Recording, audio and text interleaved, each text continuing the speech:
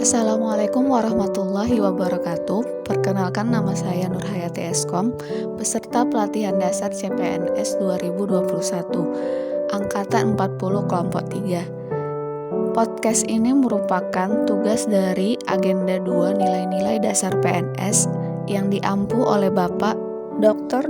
Randus Suryajaya SH MPD. Di sini saya akan membahas mind map isi modul etika publik. Etika publik dibagi menjadi kode etik dan perilaku pejabat publik, bentuk-bentuk kode etik dan implikasinya, aktualisasi etika aparatur sipil negara.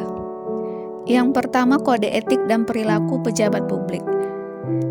Dibagi menjadi pengertian etika, pengertian kode etik aparatur sipil negara, nilai-nilai dasar etika publik, definisi dan lingkup etika publik, dimensi etika publik.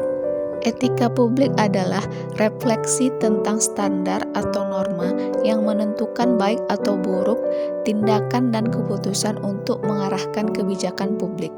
Kode etik merupakan aturan-aturan yang mengatur tingkah laku dalam suatu kelompok khusus. Sudut pandangnya hanya ditujukan pada hal-hal prinsip dalam bentuk ketentuan-ketentuan tertulis. Kode etik ASN antara lain melaksanakan tugasnya dengan jujur, bertanggung jawab, dan berintegritas tinggi, melayani dengan sikap hormat, sopan, dan tanpa tekanan, menjaga kerahasiaan yang menyangkut kebijakan negara, menggunakan kekayaan dan barang milik negara secara bertanggung jawab, efektif, dan efisien, menjaga agar tidak terjadi konflik kepentingan dalam melaksanakan tugasnya. Nilai-nilai dasar etika publik diantaranya memegang teguh nilai-nilai dalam ideologi negara Pancasila, setia dan mempertahankan Undang-Undang Dasar 1945, menjalankan tugas secara profesional dan tidak berpihak.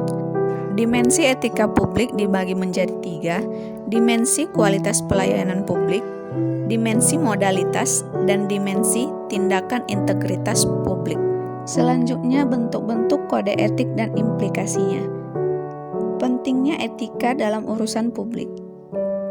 Legitimasi kebijakan, konflik kepentingan, sumber-sumber kode etik bagi ASN.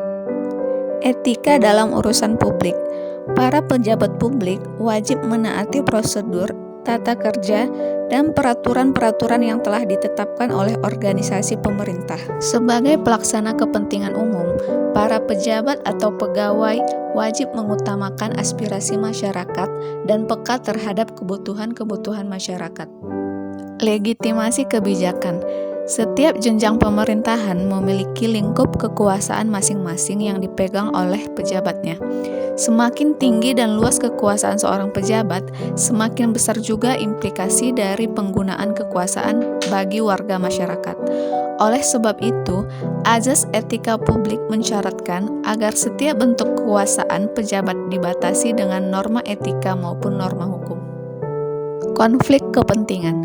Konflik kepentingan adalah tercampurnya kepentingan pribadi dengan kepentingan organisasi yang mengakibatkan kurang optimalnya pencapaian tujuan organisasi. Karena itu, setiap pegawai pemerintah haruslah menghindari adanya konflik kepentingan dalam pelaksanaan tugasnya. Dan yang terakhir adalah aktualisasi etika ASN.